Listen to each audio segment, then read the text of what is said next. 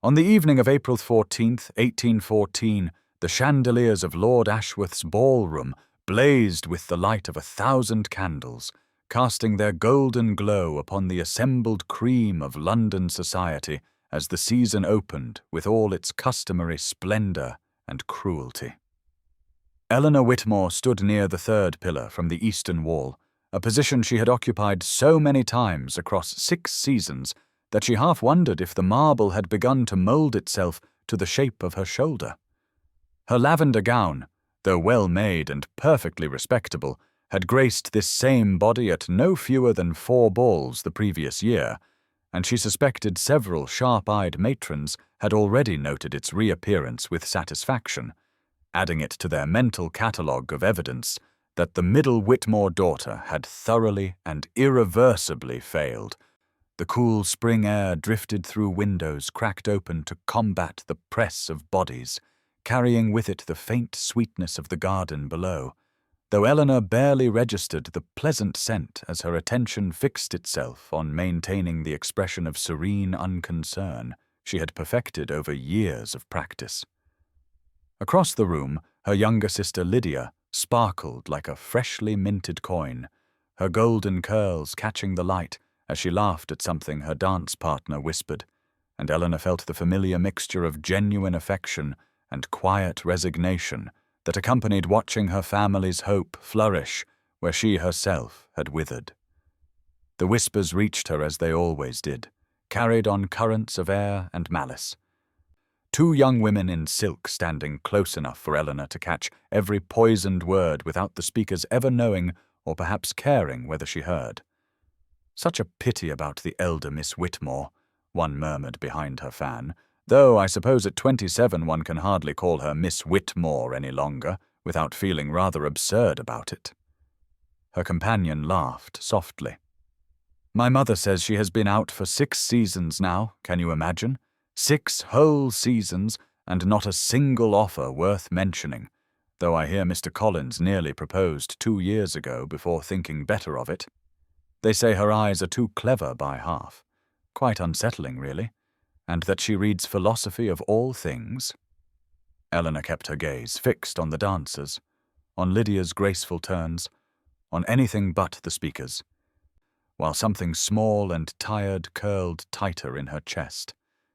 Lady Harriet Greville caught her eye from across the room, her dearest friend's expression soft with the kind of concerned sympathy Eleanor could not bear to acknowledge, so she offered a slight smile and the smallest shake of her head, a silent reassurance that she was quite well, perfectly fine, managing splendidly as she always did. A ripple of heightened energy passed through the ballroom then, conversations shifting in pitch and intensity, and Eleanor glanced toward the entrance to see a tall figure in immaculate black evening clothes standing at the threshold, his dark hair and striking features causing a visible flutter among the assembled young ladies.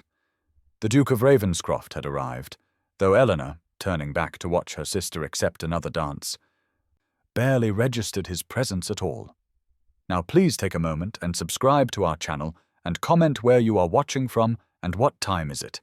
It is always fascinating to see where these stories get all around the world. Thank you.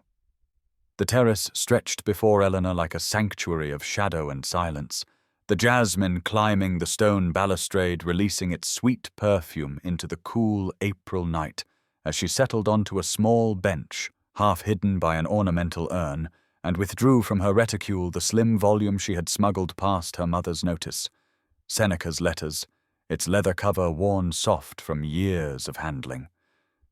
The music from the ballroom drifted through the cracked doors behind her, muffled and distant, and she breathed deeply for the first time since arriving, letting the knot in her chest loosen as she opened to the page she had marked with a ribbon.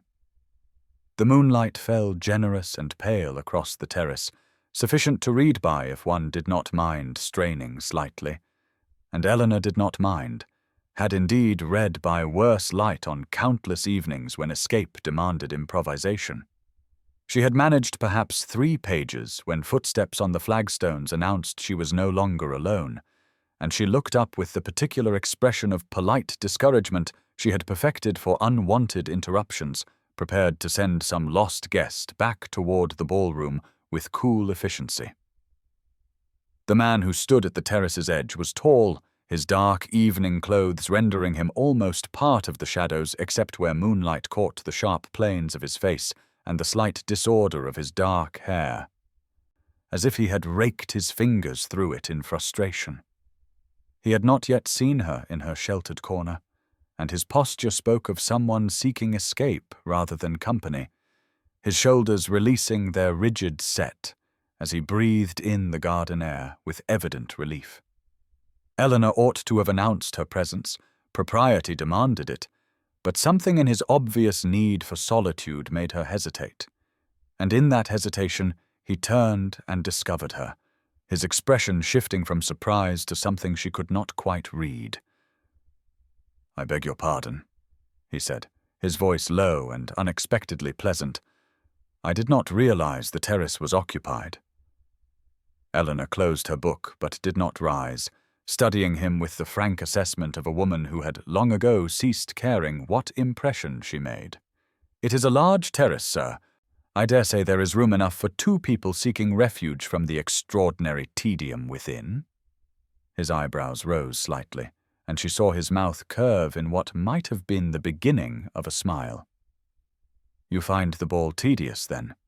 She considered dissembling, offering the polite nothing that society demanded. But the moonlight and the jasmine and the blessed quiet made her reckless. "I find that balls are much the same as they have ever been, an elaborate ritual of display wherein everyone pretends to be something they are not, while judging others for identical pretenses, and I have attended quite enough of them to know precisely how this evening will unfold without needing to witness it firsthand." He moved closer then, not presumptuous but curious, as if she were a species of creature he had not previously encountered. "And what do you find preferable to such rituals?" She lifted her book slightly. "Seneca, at present, who at least has the virtue of being honest about human folly rather than participating in it so enthusiastically." His laughter, soft and genuine, surprised them both. The conversation that followed surprised Eleanor in ways she could not have anticipated, for the stranger proved himself not merely tolerant of her sharp tongue, but genuinely appreciative of it, responding to her observations with insights of his own that revealed a mind equally weary of pretense and hungry for substance. They spoke of Seneca's thoughts on the shortness of life, and he quoted a passage from memory that made her look at him with new interest, wondering what manner of gentleman attended balls with philosophy tucked away in his thoughts rather than calculations of dowries and connections. The jasmine scent grew stronger as the night deepened around them, and Eleanor found herself relaxing into the conversation in a way she had not experienced in years, perhaps ever, certainly not with a man whose features grew more striking the longer she studied them in the generous moonlight. He asked her opinion on whether society could ever reform itself, and she laughed, a real laugh rather than the polite simulation she usually offered, and told him that society was rather like a garden that had been planted by committee, everyone so concerned with what the neighbors might think that they all grew identical roses and called it beauty. The word seemed to catch his attention, and he tilted his head slightly, regarding her with an expression she could not quite decipher. "You have strong opinions about roses," he observed, and something in his tone suggested genuine curiosity rather than mockery. Eleanor considered deflecting, offering some light dismissal, but the night and the solitude and his unexpected presence had loosened something in her, some careful restraint she usually maintained without conscious thought. "Roses are what men send when they cannot be bothered to know a woman," she said, her voice carrying the weight of every bouquet that had never arrived for her, and every one she had watched delivered to Lydia with cards full of empty flattery. "They are the currency of laziness. The gesture a gentleman makes when he wishes to appear thoughtful without undertaking the burden of actual thought, sir. And every woman in that ballroom has received enough roses to know precisely how little they signify. He was quiet for a long moment, and she wondered if she had finally said something too sharp, too bitter, too revealing of the disappointment she usually kept so carefully hidden. But when she glanced at his face, she found him watching her with something that looked almost like wonder, as if she had handed him a key to a door he had not known existed. "Eleanor," came a voice from the ballroom doors, and she turned to see Harriet's silhouette against the golden light within, her friend's tone carrying both concern and curiosity. "Your mother is asking after you, and Lydia wishes to leave soon." Eleanor rose, suddenly aware that she had been sitting alone with a stranger for an entirely improper length of time, though propriety had been the furthest thing from her mind. She tucked her Seneca back into her reticule and offered the man a small nod. "I hope you find something worth your time inside, sir." She did not wait for his response, did not look back as she crossed the terrace toward Harriet, did not see the way he watched her disappear into the light, with an expression that had not crossed his features in a very long time indeed. The morning sun fell through the breakfast-room windows with cheerful indifference to Eleanor's state of mind, casting warm rectangles of light across the worn tablecloth and illuminating the modest spread of toast and preserves that constituted the Whitmore family's morning meal, and she found herself stirring her tea with unusual attention, her thoughts returning again and again to the terrace, to the moonlight, to the stranger whose name she had never learned, and whose face she could not seem to banish from her memory. No matter how sternly she reminded herself that such foolishness was beneath a woman of 27 who had long ago accepted her position in the world. Mrs. Charlotte Whitmore presided over the table with the anxious energy that had characterized her since her husband's death 2 years prior, her attention fixed entirely upon Lydia, who glowed with the particular radiance of a young woman who had danced 4 times at her first major ball and received compliments from no fewer than 3 eligible gentlemen. "You cannot imagine, Mamma, how Mr. Crawford looked at me during the second dance," Lydia was saying, her golden curls catching the light as she gestured with enthusiasm. "And Lady Pembroke herself remarked that my gown was the finest she had seen all evening." Mrs. Whitmore clutched her hands together with desperate hope, her eyes bright with the calculations of a mother who knew that the family's modest estate could not sustain them much longer without an advantageous marriage. "And did you speak with anyone of particular consequence, my darling? Anyone who might call upon us this week?" Eleanor lifted her teacup and said nothing, accustomed to these conversations that flowed around her like water around a stone, neither seeking her contribution nor noticing her silence. And she thought, instead of Seneca and moonlight, and a voice that had laughed with genuine amusement at her sharp observations rather than recoiling from them. The post arrived with the clatter of the front door and the hurried steps of their single remaining housemaid, and Mrs. Whitmore seized upon the small stack of cards and correspondence with eager fingers, sorting through invitations and notices with practiced speed, before pausing at a letter from her friend Mrs. Aldridge. "Good heavens!" she exclaimed, her voice rising with the particular pitch reserved for scandal.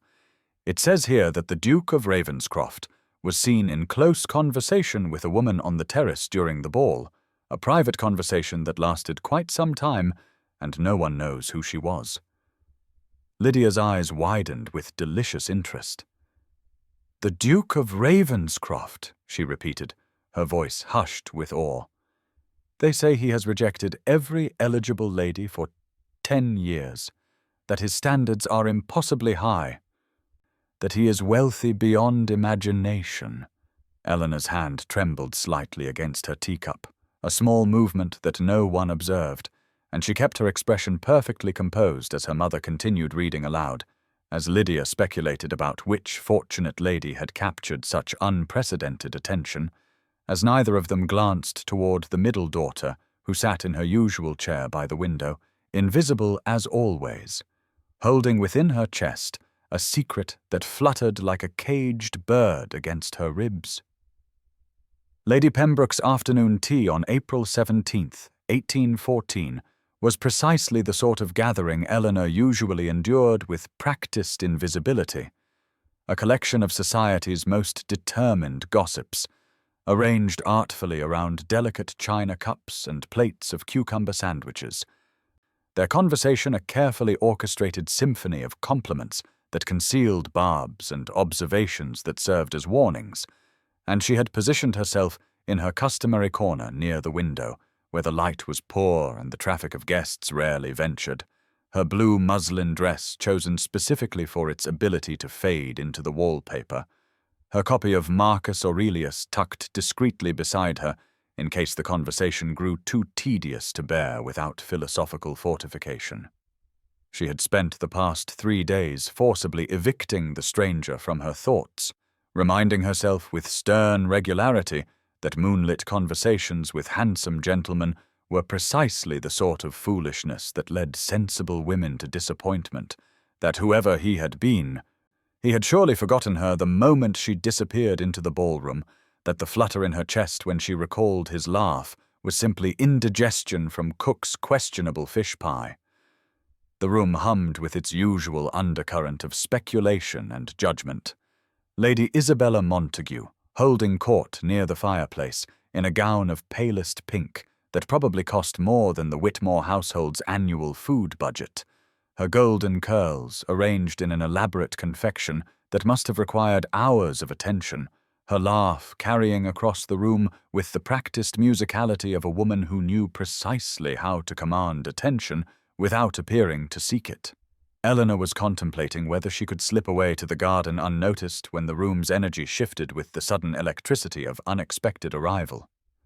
Conversations faltering mid-sentence, teacups freezing halfway to lips, every female head turning toward the doorway with the synchronized precision of flowers following the sun, and she looked up from her corner to see him, the stranger from the terrace, standing in the entrance with an expression of polite boredom that somehow only enhanced his devastating handsomeness, and her heart performed a traitorous leap that she immediately and furiously suppressed. "The Duke of Ravenscroft," Lady Pembroke announced with barely concealed triumph at having secured such a prize for her modest gathering. "We are so honoured by your presence," and Eleanor felt the blood drain from her face as the identity she had never learned crashed over her like cold water. The realization that she had spent an evening dismissing and lecturing and laughing with the most eligible and particular man in all of England settling into her stomach like a stone. Lady Isabella materialized at his side with the speed of a predator scenting wounded prey, her hand finding his arm with proprietary ease, her voice carrying that particular purring quality reserved for men of exceptional fortune. And Eleanor watched as society's reigning beauty led society's most elusive bachelor toward the refreshment table, feeling suddenly foolish for ever imagining that their terrace conversation had meant anything at all to a man who could have anyone he wanted. She returned her attention to her book with fierce determination, but the words blurred before her eyes, and she did not see Frederick's gaze sweep the room with quiet purpose until it found her blue dress in the shadowed corner, did not notice the slight smile that crossed his features, did not observe the deliberate way he extracted himself from Lady Isabella's grasp, and began moving through the crowd toward the one woman who was trying desperately not to look at him. "Miss Whitmore," he said, and her name in his voice sent an involuntary shiver down her spine as she looked up to find him standing before her, his eyes warm with recognition and something else she dared not name. "I had hoped to find you here. I wished to ask what you are reading today." The morning of April chapter 18th, 1814, began with the sort of ordinary quietness that Eleanor had learned to appreciate in a household perpetually focused on her sister's prospects. The pale spring light filtering through the drawing-room curtains as she sat with her embroidery and tried very hard not to think about the Duke of Ravenscroft, or the way he had looked at her at Lady Pembroke's tea, or the unsettling warmth that had spread through her chest when he had sought her out in her shadowed corner and asked about her book as though her answer genuinely mattered to him, and she had nearly succeeded in convincing herself that the entire encounter had been a momentary aberration, a duke's idle curiosity about an oddity. When the front door knocker sounded with unusual authority, and their housemaid appeared in the doorway with an expression of barely contained astonishment, carrying an enormous arrangement of red roses so lavish and abundant that Eleanor could smell their heavy sweetness from across the room. Whitmore dropped her needlework with a gasp, her hand flying to her chest as she rose from her chair, and Lydia abandoned all pretense of practicing her scales at the pianoforte to rush forward with gleaming eyes, and both of them converged upon the flowers with the desperate hunger of women who had long ago learned to calculate the cost of every bloom. "For Miss Eleanor Whitmore," the maid announced, and the words fell into the room like stones into still water, creating ripples of shock that spread across her mother's face and settled into Lydia's features as something complicated and not entirely pleased. Eleanor remained frozen in her chair, her embroidery needle suspended mid-stitch, as her mother seized the small card, tucked among the crimson petals, and read aloud the words from an admirer in a voice that trembled between hope and disbelief, and she watched her family flutter and exclaim and speculate about which gentleman could possibly have sent such an extravagant gesture to the daughter they had long ago written off as unmarriageable. But Eleanor knew. She knew with a certainty that settled cold and sharp in her stomach, exactly who had sent them, and exactly why, and the knowledge transformed the beautiful blooms before her into something that looked remarkably like a test she was determined not to fail. She rose from her chair with deliberate calm, crossed the room to the writing desk where cream paper embossed with her initials awaited, and dipped her pen in ink while her mother asked frantic questions she did not answer, while Lydia watched with growing confusion, while her heart pounded against her ribs with something that might have been fear, or might have been exhilaration, or might have been the terrifying freedom of a woman who had nothing left to lose. The note she wrote was brief, the words flowing from her pen with the sharp clarity of conviction. "You will have to do better than roses, Your Grace."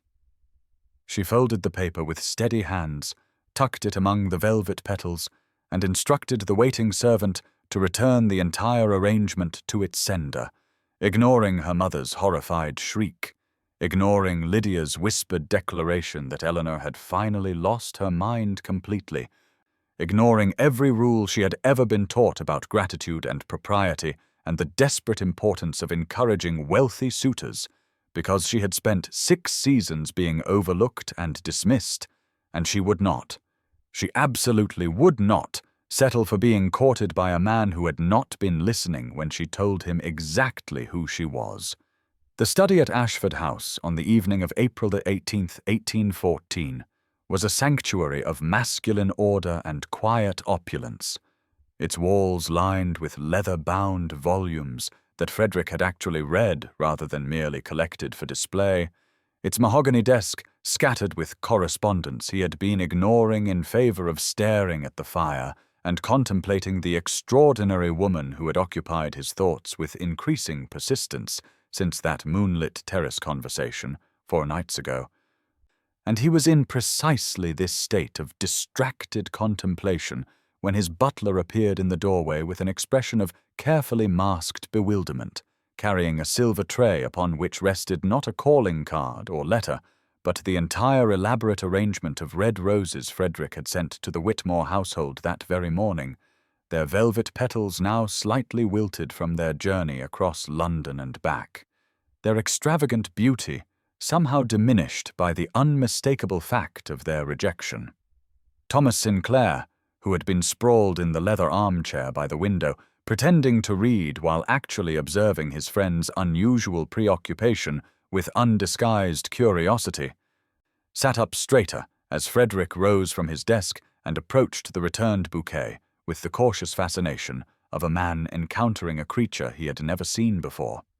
And when Frederick extracted the small, cream-colored note tucked among the stems and unfolded it with fingers that were not entirely steady, Thomas watched his friend's face transform through a series of expressions that he had never witnessed in all their years of friendship. Shock, then confusion, then something that looked remarkably like delight breaking across features usually schooled into aristocratic indifference.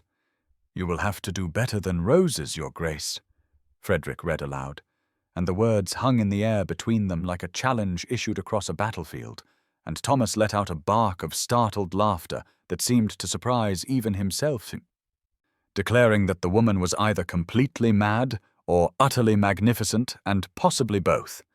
And Frederick looked up from the note with an expression that Thomas would later describe to his wife as the moment he knew his friend was irretrievably lost, because the Duke of Ravenscroft, who had never been denied anything in his privileged life, who had rejected heiresses and diamonds of the first water with careless ease, who had made society's most beautiful women weep with his indifference, was smiling with the genuine, unguarded joy of a man who had finally found something worth wanting. She remembered, Frederick said quietly, more to himself than to Thomas. She remembered exactly what she said about roses on the terrace. She was testing whether I had actually listened, or whether I was merely going through the expected motions, and she found me wanting, and rather than simpering and accepting my inadequate gesture, she had the magnificent audacity to throw it back in my face and demand better. Thomas pointed out that most men would consider such behavior impossibly rude, that Eleanor Whitmore had just insulted a duke and rejected a gift worth more than her family probably spent on food in a month. But Frederick was already moving to his desk, already reaching for paper and pen, already planning his next approach with the focused intensity he usually reserved for matters of parliament or estate management. And when he looked up at Thomas with eyes bright with determination, his voice carried a certainty that brooked no argument.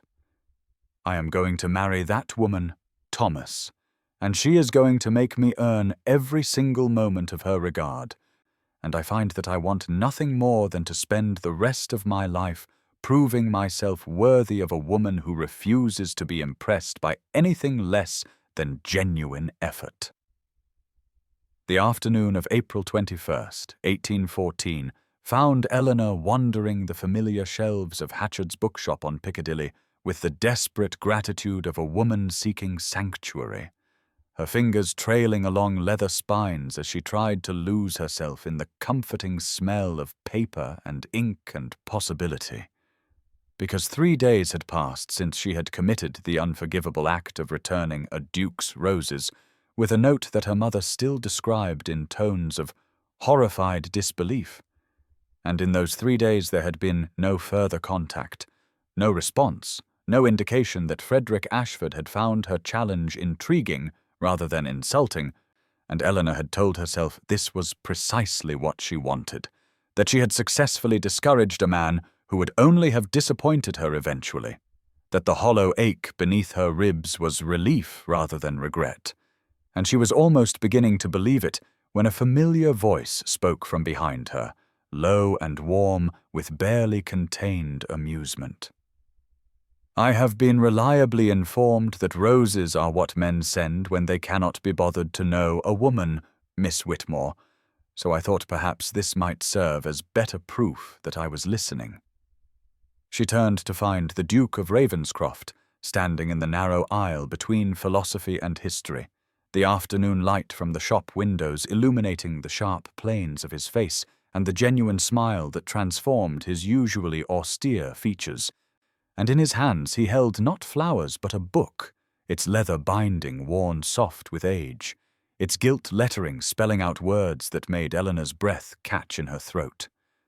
Seneca's letters, a first edition, the very text she had been reading on that moonlit terrace when a stranger had wandered into her solitude and changed everything. "You found one?" she said, and her voice emerged smaller than she intended, stripped of its usual protective tartness, because no one had ever given her a gift that proved they had truly seen her, truly heard her, truly understood what she valued, and the weight of that recognition pressed against her chest with an intensity that frightened her. It took some effort, he admitted, stepping closer with the book extended toward her like an offering. And when she took it from his hands, their fingers brushed, and neither of them pretended it was an accident. Eleanor opened the cover to find an inscription on the flyleaf in handwriting she did not yet know well enough to recognize. For Eleanor, who taught me that some women cannot be won with beauty alone, but must be convinced with substance. He had used her Christian name, and the intimacy of that presumption should have offended her, should have prompted a sharp correction about propriety and appropriate address. But instead, she found herself blinking rapidly against the sting behind her eyes as she asked quietly why he was doing this. Why he was pursuing a woman who had given him every reason to walk away. And Frederick Ashford looked at her with an expression that held no pretense, no calculation, no aristocratic mask, only the raw honesty of a man who had perhaps never before had to explain himself and was discovering he wanted to. And he said simply, "Because you are the first person in a decade who has made me feel like trying." The rain against Hatchard's windows grew heavier as Eleanor clutched the precious volume of Seneca to her chest like a shield, and she found herself retreating deeper into the bookshop's back alcove, with Frederick following as naturally as if they had done this 100 times before, the narrow space between towering shelves creating an intimacy that propriety would never have permitted in any ballroom or drawing room, and she knew she should manufacture an excuse to leave, should insist on braving the weather rather than remaining here with him in this dangerous proximity. But the truth was that she did not want to go, and that wanting terrified her more than any scandal ever could. "I expected you to be offended," she admitted quietly, her eyes fixed on the rain streaming down the window rather than on his face. "I expected you to dismiss me as a rude eccentric not worth the trouble, and I told myself that was for the best, that it was better to drive you away with my sharpness than to wait for you to discover I was not worth your time and watch you retreat with polite excuses." Frederick was silent for a long moment, and when she finally gathered the courage to look at him, she found an expression on his aristocratic features that she could not immediately name, something that looked almost like recognition, and he said softly that no one had ever challenged him before, son, that he had spent his entire adult life surrounded by people who agreed with everything he said and wanted only what his title and fortune could provide, and that her returned roses had been the first genuine thing to happen to him in longer than he cared to remember. "You do not understand?" Eleanor said, and her voice cracked slightly on the words she had never spoken aloud to anyone.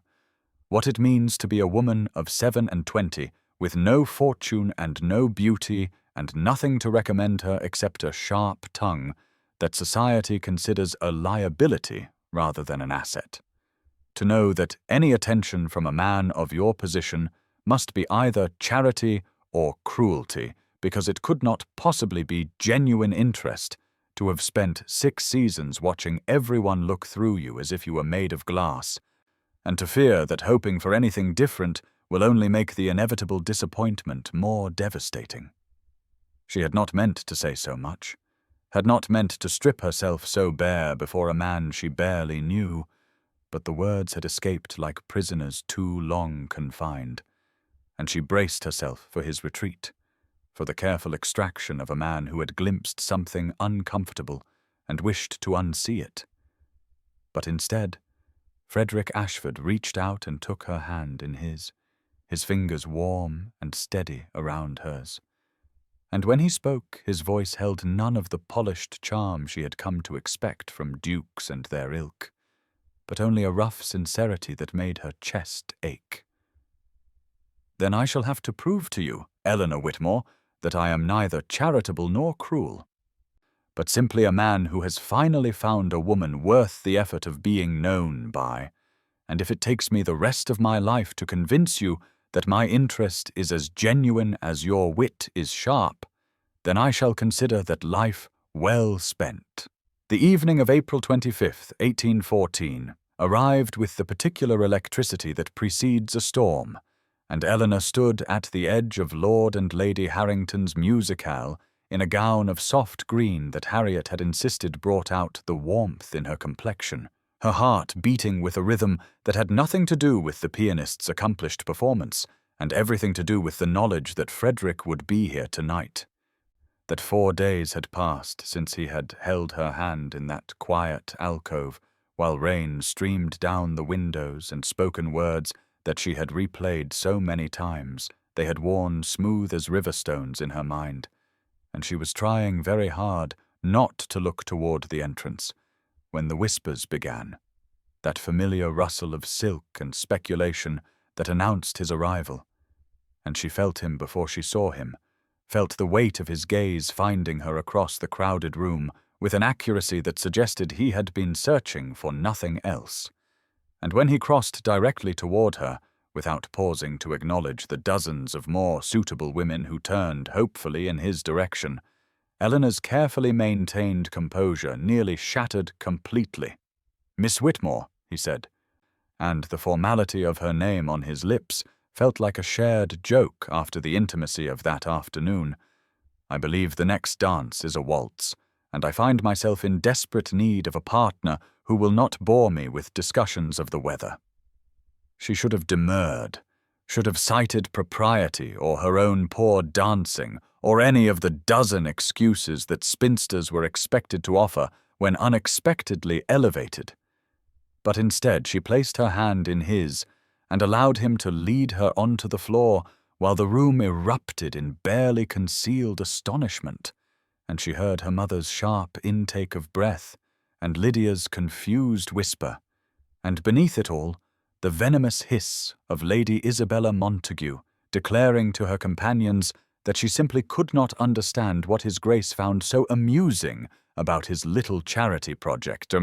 The words struck Eleanor like a physical blow, and though she kept her feet moving in the patterns of the waltz and her face arranged in something approximating calm, Frederick must have felt her stiffen because his hand tightened at her waist and he leaned closer to murmur, "What did she say?" And Eleanor tried to deflect with lightness, tried to dismiss it as nothing of consequence, but he had already followed her gaze to where Isabella stood, smirking with triumphant malice, and something in his expression hardened into a cold fury that transformed his handsome features into something almost frightening. "You are not a charity project," he said quietly, fiercely, his eyes holding hers with an intensity that made the crowded ballroom disappear. "You are not a joke, or a dare, or an amusement. And if I must spend the rest of this season proving to every person in this room that my interest in you is the most genuine thing I have ever felt, then I shall consider it time well spent. But first I need you to tell me that you believe me, Eleanor. I need you to trust that what I see when I look at you is not what they see." And Eleanor, who had spent 6 seasons learning to expect nothing, found herself blinking back tears as she whispered that she was trying, that she wanted to believe him more than she had ever wanted anything, and his answering smile held a tenderness that made her fragile hope feel almost possible. The morning of April 28th, 1814, broke clear and golden over Hyde Park, and Eleanor found herself mounted on a magnificent chestnut mare named Artemis, whose coat gleamed like burnished copper in the early spring sunlight. The horse having arrived at the Whitmore household that morning with a note from Frederick indicating that he thought she might enjoy a proper ride rather than the sedate plodding that passed for equestrianism among society ladies. And though her mother had nearly fainted at the impropriety of accepting such a loan, and Lydia had pouted with undisguised jealousy, Eleanor had donned her worn riding habit with its slightly frayed cuffs and faded navy wool, and presented herself at the park, where Frederick waited astride his own black stallion with an expression of barely contained anticipation that made her heart stutter in her chest. She had not told him that she could ride, had not mentioned the summers spent at her grandmother's country estate before the money ran out. The long afternoons racing across open fields with a freedom that London's drawing rooms had never permitted, and so his face when she gathered the reins with practised ease and urged Artemis into a canter that left proper society gasping on the main path was something she would treasure for years to come. A mixture of surprise and delight, and something that looked remarkably like pride as he brought his stallion alongside hers and matched her pace without a word of caution or concern. They rode until the fashionable crowds thinned and the path wound through a quieter section of the park where ancient oaks created a canopy of green that filtered the morning light into something almost sacred. And there Frederick slowed his mount and began to speak of Ravenscroft in a voice she had never heard him use before this, soft with longing and loss as he described the rolling hills and the lake that reflected the sunset, and the jasmine that grew wild along the garden walls, filling summer evenings with a sweetness that made London's perfumed ballrooms seem garish by comparison. "I have not been home in nearly a year," he admitted, his eyes distant with memory, "because there is no one there to share it with, no one who would see it as anything more than an impressive estate to be catalogued and valued. And I find I cannot bear to walk those halls alone, knowing they were meant for a family I do not have." Eleanor heard the echo of her own loneliness in his confession, recognized the ache of spaces too empty and futures too uncertain, and when she spoke it was with a gentleness she rarely permitted herself. "Perhaps you simply needed to find someone who would love it for itself, not for what it represents." His answering look held such naked hope that she had to turn away, had to fix her gaze on Artemis's flowing mane rather than face the terrifying possibility that she might be that someone. And when Thomas Sinclair appeared on the path ahead and raised his hand in cheerful greeting, his knowing smile suggested he had witnessed far more than propriety would approve. But Eleanor found she could not bring herself to care about propriety when Frederick leaned close and murmured that he very much wanted her to see Ravenscroft herself some day, and soon. The evening of May 3rd, 1814, found Eleanor standing in the modest parlour of the Whitmore household, with her heart lodged somewhere in her throat and her hands clasped so tightly together that her knuckles had gone white, because Frederick Ashford, the Duke of Ravenscroft, was sitting in her mother's faded armchair beneath her father's portrait, a teacup balanced on his knee with an ease that suggested he took tea in shabby genteel poverty every afternoon, and the contrast between his immaculate dark coat and the worn upholstery, between his polished boots and the threadbare carpet, was so stark that Eleanor wanted to sink through the floorboards and disappear entirely.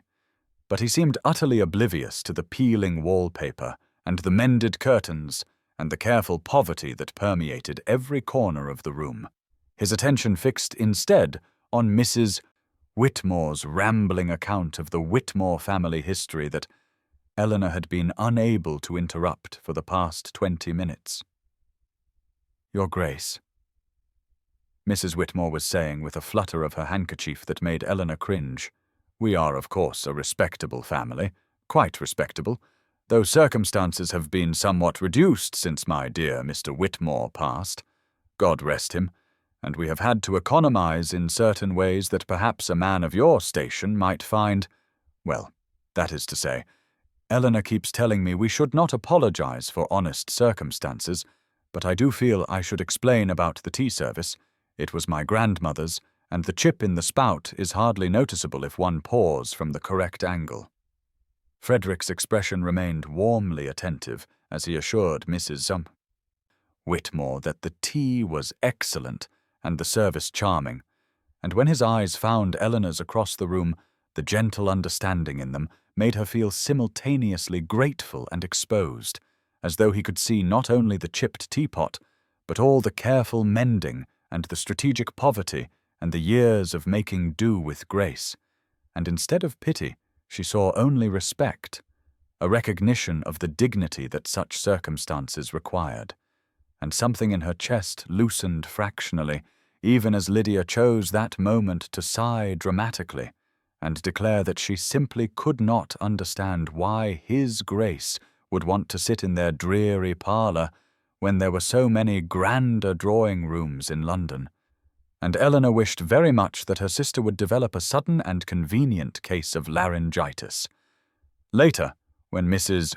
Whitmore had finally exhausted her nervous chatter and Lydia had been dispatched to practice her pianoforte, Frederick asked if he might see the garden, and Eleanor led him through the cramped hall and out into the tiny walled space where her father had once grown roses that now struggled in neglected beds, their few blooms sparse and slightly wild. And Frederick looked at those imperfect flowers with an expression she could not quite read before turning to her and saying that he wanted to know all of her, not just the version she presented in ballrooms, but the woman who had grown up in this house with these struggling roses and that portrait of a father who clearly adored her.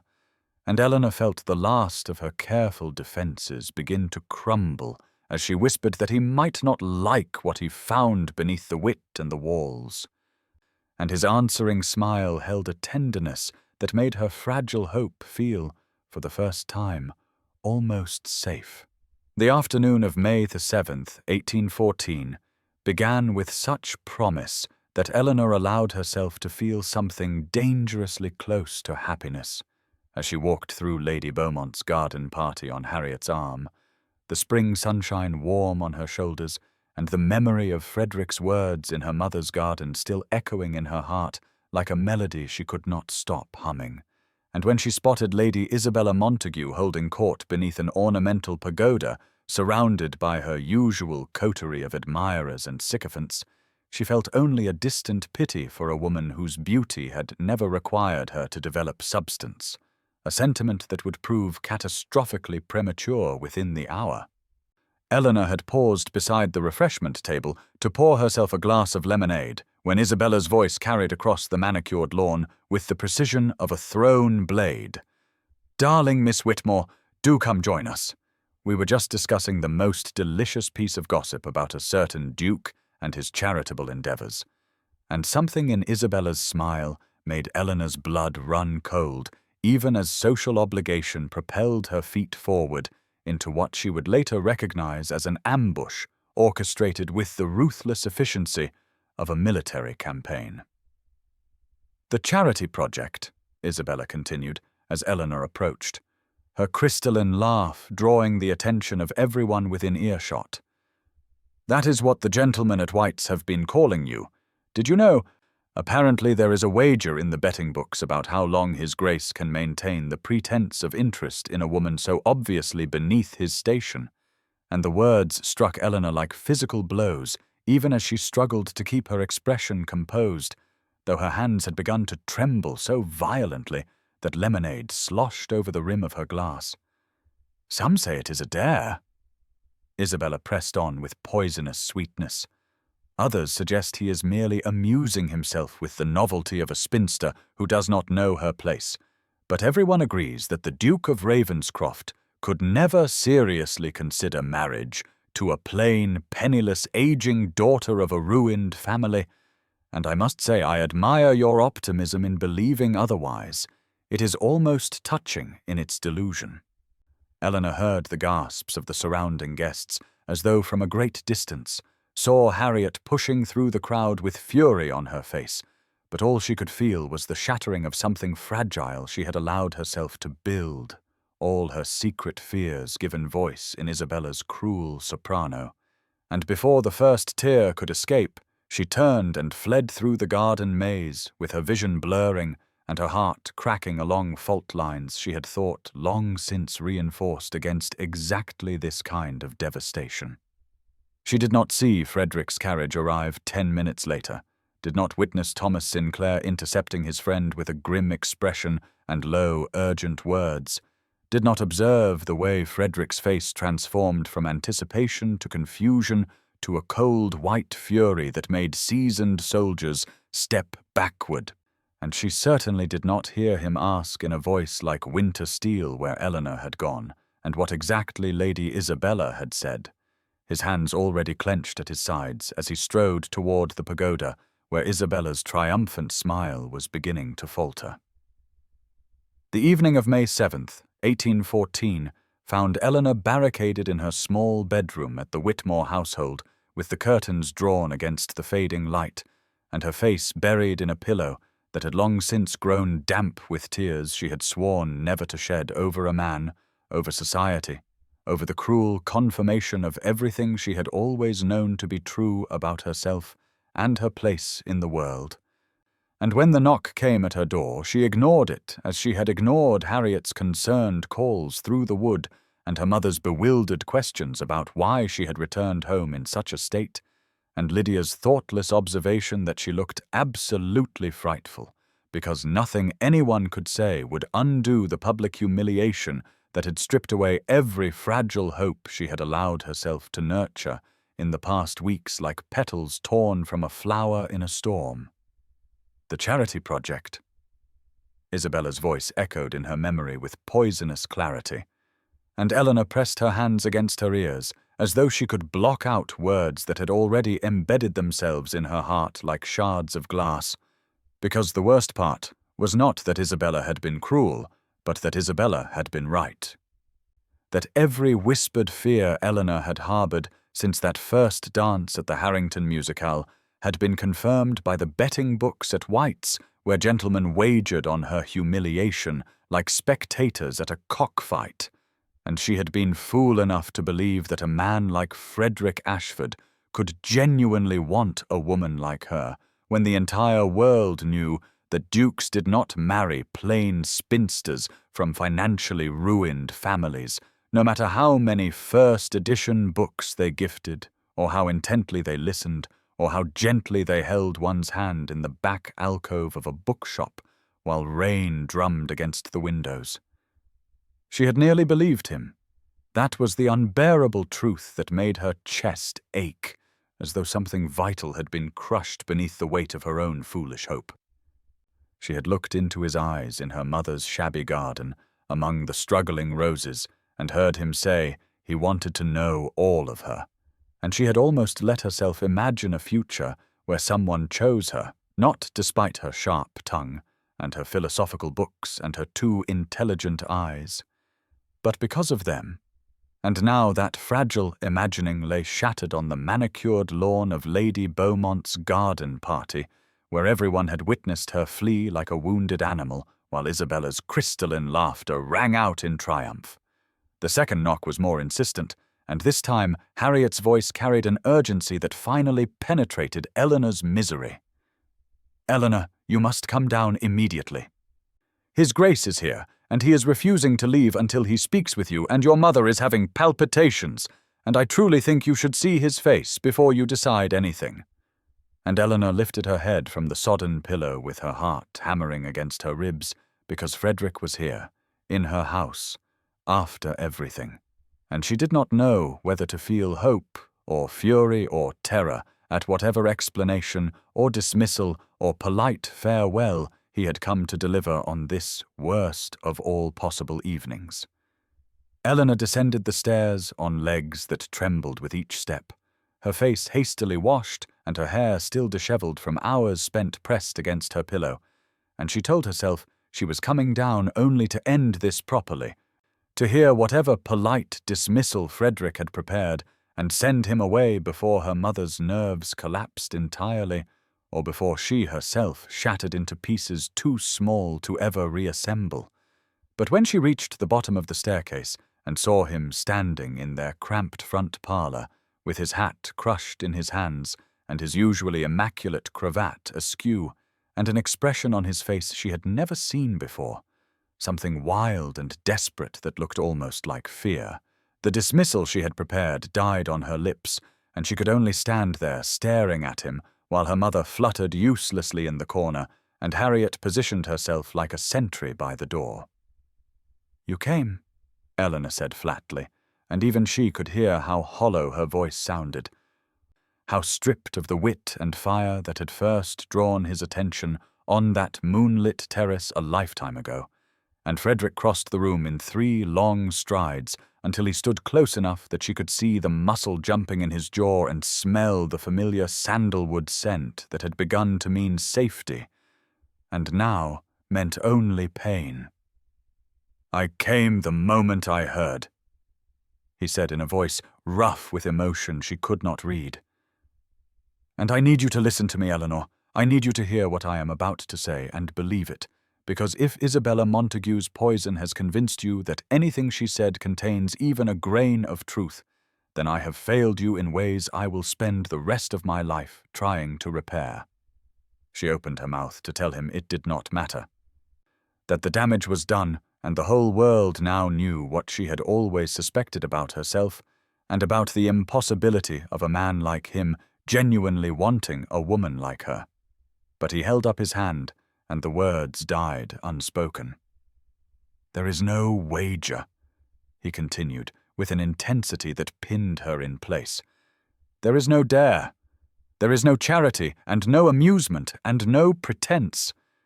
There is only you, Eleanor Whitmore, the most extraordinary woman I have ever encountered, the only person who has ever made me want to be worthy of something, and I have carried your note in my pocket every day since you sent back those roses, because it was the first time in my entire privileged, empty, suffocating life that someone saw through everything I was supposed to be and demanded that I be better."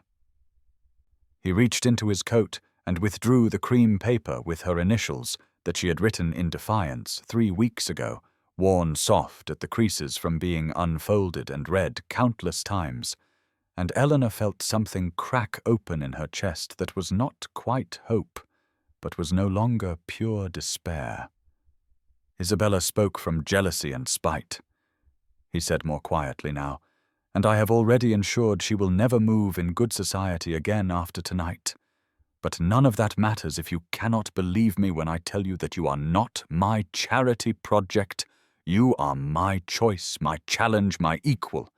And if you will permit me, I intend to spend the rest of this courtship and every year that follows proving that you were right to demand better than roses." Eleanor stood motionless in her mother's parlour, with Frederick's words echoing through the small room, and his worn note trembling slightly in his outstretched hand. And she wanted desperately to believe him, wanted to take the offering of that creased paper and let it mean everything he claimed it meant. But 6 seasons of disappointment and 1 afternoon of public humiliation had built walls around her heart that even his passionate declaration could not immediately breach, and so she heard herself say in a voice that shook only slightly, "How can I know this is real? How can I trust that tomorrow you will not wake and realize what everyone else already sees?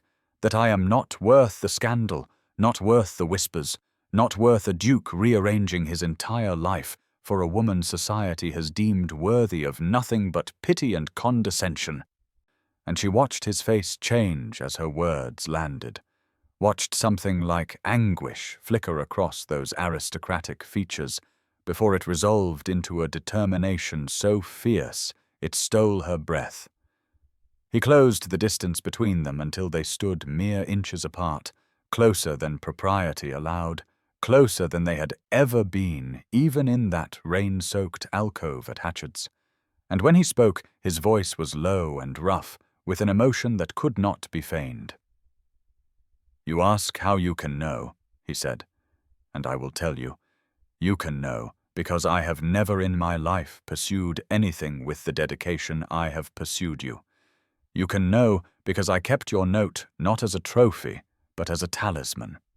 A reminder that somewhere in this shallow, glittering world there existed a woman brave enough to demand more than empty gestures. You can know because when Isabella spoke her venom today, my only thought was to find you, not to salvage my reputation or quiet the gossip, but to ensure that you understood your worth, even if it takes me the rest of my days to convince you of it." Eleanor felt the tears she had thought exhausted spring fresh to her eyes, and this time she did not try to hide them, did not armor herself with wit or deflection, because Frederick was looking at her as though she were precious, as though she were the answer to a question he had been asking his whole privileged, lonely life. and Harriet made a small sound from the doorway that might have been a sob, while Mrs. Whitmore pressed a handkerchief to her mouth in shock. "I am afraid," Eleanor whispered finally, letting him see the truth she had hidden from everyone, including herself. "I am afraid that I want this too much, that I have wanted it since that first night on the terrace when you listened to me ramble about philosophy and did not once look bored, and wanting things has only ever led to disappointment." And Frederick reached out and took her hand in his fingers warm and steady around her trembling ones, and he lifted that hand to his lips and pressed a kiss to her knuckles that felt like a vow. "Then let me prove it," he said against her skin. "Let me show you every day until you believe it. Let me do better than roses, Eleanor. Let me give you everything." And she looked into his eyes and saw not a duke or a prize or a fairy tale ending, but simply Frederick, the man who had remembered her words and treasured her defiance and crossed London to find her on her worst day. And something that had been frozen inside her for 27 years began slowly, tentatively, miraculously to thaw. The days that followed existed in a strange, suspended state that Eleanor could not quite name, a fragile truce between hope and terror in which Frederick called every afternoon at precisely 3 o'clock and sat in their modest parlour drinking tea he did not want, while Mrs. Whitmore fluttered and Lydia watched with bewildered fascination, and Eleanor herself felt as though she were learning to breathe again after years spent underwater, and each visit brought new revelations, small gifts that were never roses, but always precisely, impossibly perfect. A volume of Mary Wollstonecraft that he presented with a wry smile, and the comment that he suspected she would appreciate a fellow woman who refused to accept society's limitations. A pressed sprig of jasmine that he admitted came from Ravenscroft's gardens and smelled exactly like that first night on the terrace. A sketch he had commissioned of Artemis the mare, because he had noticed how Eleanor's face transformed when she rode, and he wanted her to have something of that freedom even when propriety kept her earthbound. And with each offering, Eleanor felt another stone crumble from the walls she had spent 27 years constructing, until she began to fear there would soon be nothing left between her heart and his steady, patient, devastating attention. Society had not forgiven Lady Isabella's disgrace, and the whispers that now followed Eleanor through ballrooms and drawing-rooms had shifted in tone from mockery to something approaching awe. For the Duke of Ravenscroft had made his choice spectacularly clear, and no one quite knew what to make of a man who had rejected diamonds for years only to claim a woman everyone had dismissed as paste. And Eleanor heard the questions in every sidelong glance, saw the calculation in every suddenly warm smile from hostesses who had ignored her for 6 seasons, but she found she cared less about society's opinion with each passing day, because Frederick looked at her as though she were the answer to every question he had ever asked, and that gaze was becoming impossible to doubt. On the 12th day after the garden party disaster, he arrived at the Whitmore household not at 3 o'clock, but at 11 in the morning, and when Eleanor descended to find him pacing in the parlour with an energy she had never seen from him before, he turned to her with eyes that held something sad and urgent, and said simply, "Come with me." And she should have refused, should have cited propriety and her mother's nerves, and the 1,000 rules that governed what unmarried women could and could not do. But instead she found herself reaching for her pelisse and following him out to his waiting carriage, while Mrs. Whitmore made sounds of incoherent protest that neither of them acknowledged. He handed her up into the carriage and settled across from her, and as the horses began to move, he leaned forward with his elbows on his knees and his hands clasped together and said, "I am taking you to Ravenscroft. I know it is irregular, I know your mother may never recover, but I find I cannot wait another day for you to see it, to see where I want to build a life with you, because I am going to ask you to marry me, Eleanor Whitmore, and I need you to understand exactly what you would be accepting before you give me your answer." The journey to Ravenscroft took nearly 3 hours, and Eleanor spent much of it in a state of suspended disbelief, watching the city give way to countryside through the carriage window, while Frederick sat across from her with an expression of barely contained anticipation that made him look younger than his 32 years, and she found herself cataloguing the details of this moment because she suspected she would want to remember it forever, regardless of how the day ended.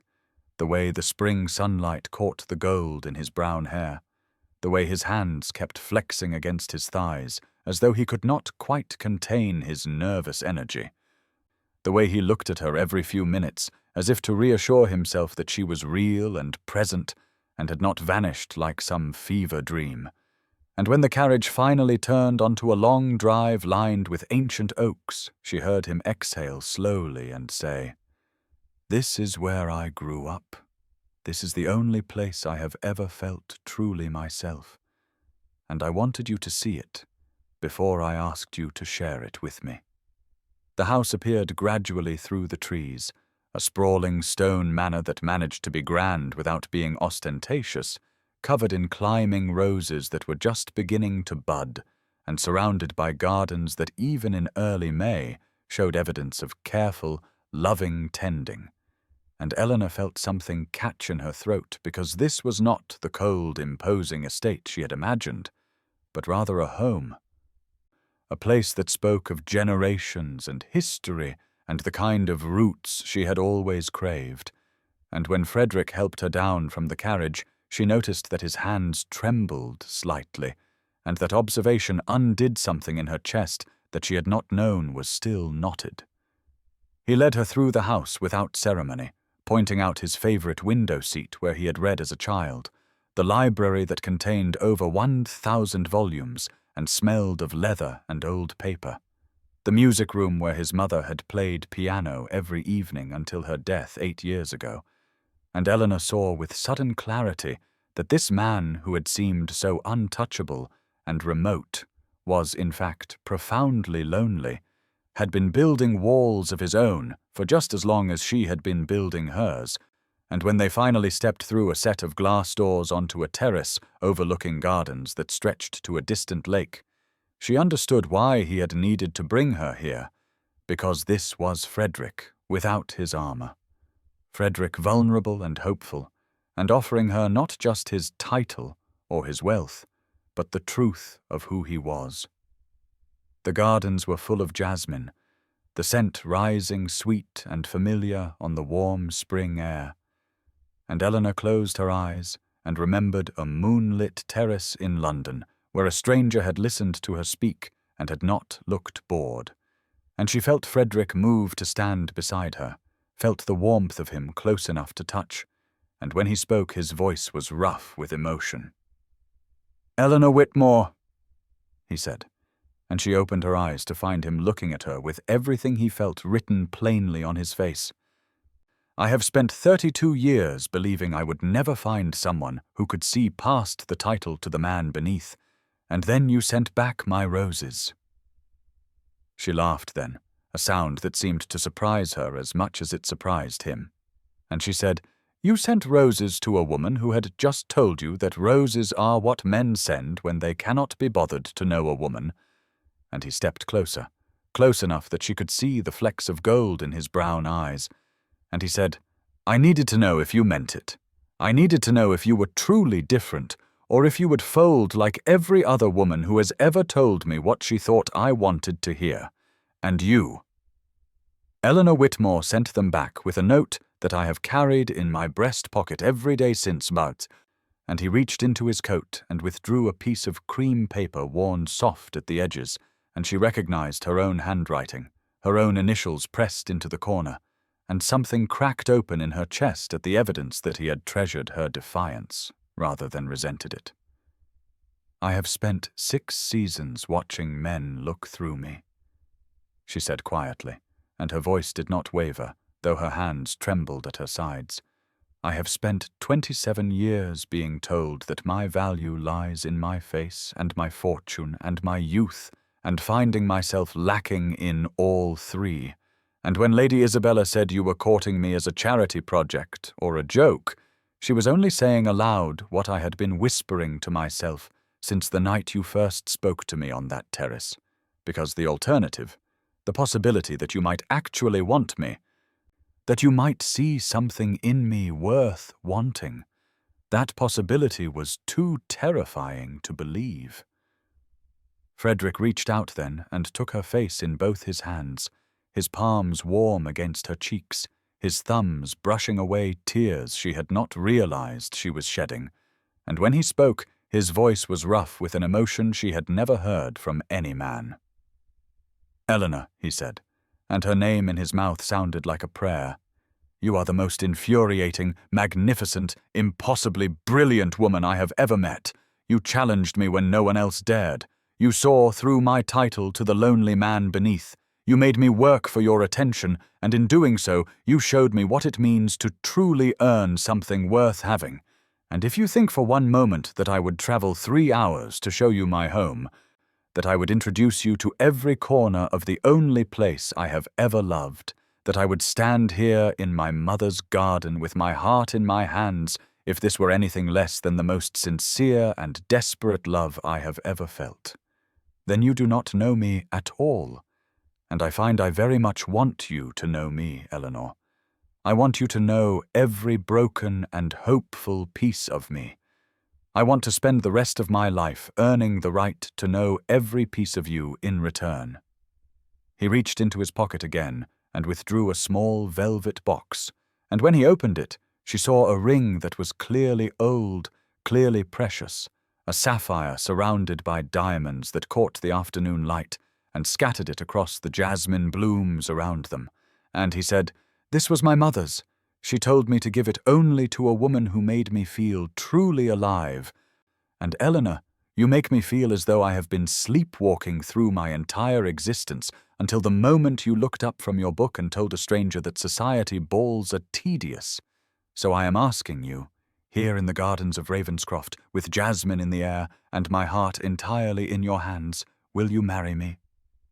She could not speak at first, could only stand there in the jasmine-scented garden of Ravenscroft, with the afternoon sun warm on her face, and Frederick Ashford, Duke of Ravenscroft, the man who had pursued her with patience and intention, and a stubbornness that matched her own, kneeling before her with his mother's ring in his hands, and his heart written plainly across every line of his beautiful face.